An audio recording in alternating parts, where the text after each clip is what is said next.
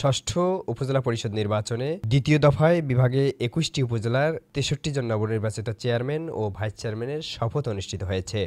সততা, নিষ্ঠা ও বিশ্বস্ততার সহিত সকালে জেলা শিল্পকলা একাডেমি মিলনায়তনে এই শপথ অনুষ্ঠিত হয়।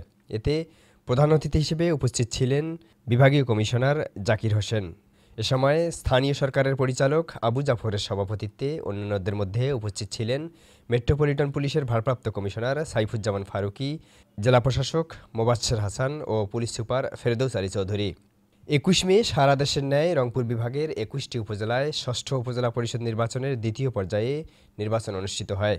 এতে উপজেলা চেয়ারম্যান পদে ২১ জন, পুরুষ ভাইস চেয়ারম্যান পদে ২১ জন ও মহিলা ভাইস চেয়ারম্যান পদে ২১ জন সহ মোট ৬৩ জন প্রতিনিধি নির্বাচিত হয়। সেলিম সরকার, সকালের বাণী, রংপুর।